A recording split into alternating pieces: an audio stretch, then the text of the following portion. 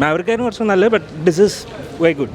Top Gun Maverick കണ്ടപ്പോൾ ഒരു flight simulator കയറിയ ഒരു എഫക്റ്റ് ആയിരുന്നു, അതുപോലെ ഒരു റേസിംഗ് ഫീൽഡിൽ കയറിയ ഒരു എഫക്റ്റ് ആയിരുന്നു. ഉഗ്രം പടം, ഒന്നും പറയില്ല.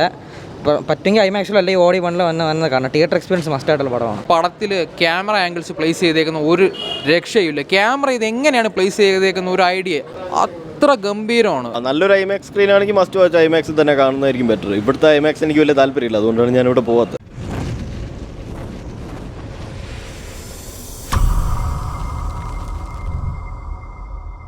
മാവറിക്ക് പോലൊക്കെ തന്നെ നൈസ്.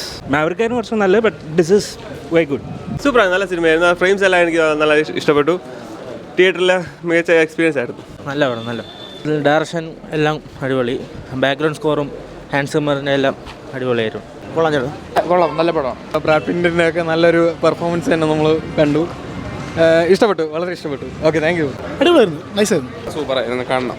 കിടിലം പടമായിരുന്നു. ജോസഫ് കസാൻസ്കിയുടെ മറ്റേ ടോപ്പ് ഗൺ മാവറിക്ക് കണ്ടതിൻ്റെ ആ ക്വാളിറ്റി ഇതിനകത്ത് നന്നായിട്ടുണ്ട്. ബ്രാഡ് പിറ്റിനെയും കുറേ നാൾക്ക് ശേഷം കാണാൻ പറ്റി. നല്ല അടിപൊളി പടം. ശരിക്കും നമ്മൾ ടോപ്പ് ഗൺ മാവറിക്ക് കണ്ടപ്പോൾ ഒരു ഫ്ലൈറ്റ് സിമുലേറ്റർ കയറിയ ഒരു എഫക്റ്റ് ആയിരുന്നു, അതുപോലെ ഒരു റേസിംഗ് ഫീൽഡിൽ കയറിയ ഒരു എഫക്റ്റ് ആയിരുന്നു. ഉഗ്രം പടം, ഒന്നും പറയില്ല. പറ്റുമെങ്കിൽ ഐമാക്സിലോ അല്ലെങ്കിൽ ഓടി വണ്ണിൽ വന്ന് കാണാം. തിയേറ്റർ എക്സ്പീരിയൻസ് മസ്റ്റ് ആയിട്ടുള്ള പടമാണ്. നല്ല പടമായിരുന്നു, നല്ല തിയേറ്റർ എക്സ്പീരിയൻസ് ആണ്. ഈ വർഷത്തിൽ ഏറ്റവും ബെസ്റ്റ് തിയേറ്റർ എക്സ്പീരിയൻസ് എന്ന് പറയാം. പിന്നെ ഏറ്റവും എടുത്തു പറയേണ്ട ഡയറക്ഷൻ, ജോസഫ് കൊസിൻസ്കിയുടെ ഡയറക്ഷൻ, പിന്നെ ഹാൻസ് സിമ്മറിൻ്റെ മ്യൂസിക്, അതായിരുന്നു എനിക്ക് ഏറ്റവും ഇഷ്ടപ്പെട്ടത്.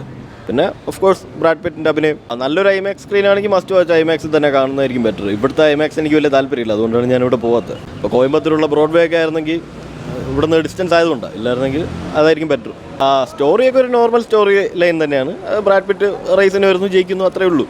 പക്ഷേ എടുത്തേക്കുന്ന ഡയറക്ഷൻ രീതി, പിന്നെ സിനിമാറ്റോഗ്രാഫി, ക്ലോഡിയോ മിറാണ്ടയുടെ സിനിമാറ്റോഗ്രാഫി, ഇതെല്ലാം അടിപൊളിയാണ്. ആക്ഷൻ ഒന്നുമില്ല, ഫുൾ റേസ് തന്നെയാണ്. എടുത്തു പറയാനായിട്ട് ഹാൻസ് സിമ്മറിൻ്റെ മ്യൂസിക് തന്നെയാണ്. മ്യൂസിക്കും ബാക്ക്ഗ്രൗണ്ട് മ്യൂസിക്കും അടിപൊളിയായിരുന്നു. ഗംഭീര പടമാണ് കേട്ടോ. ഒറ്റ വാക്കിൽ എനിക്ക് അതേ പറയാനുള്ളൂ, ഇതൊരു മസ്റ്റ് വാച്ച് പടം. സൂപ്പർ പടം. പടത്തിൻ്റെ മേക്കിംഗ് ഒക്കെ അന്യായ ലെവൽ. അതുപോലെ ഇതിൽ ഏറ്റവും ഞെട്ടിപ്പോയൊരു കാര്യം എന്ന് പറഞ്ഞാൽ ഈ പടത്തിൽ ക്യാമറ ആംഗിൾസ് പ്ലേസ് ചെയ്തേക്കുന്ന ഒരു രക്ഷയില്ല. ക്യാമറ ഇത് എങ്ങനെയാണ് പ്ലേസ് ചെയ്തേക്കുന്ന ഒരു ഐഡിയ അത്ര ഗംഭീരമാണ്.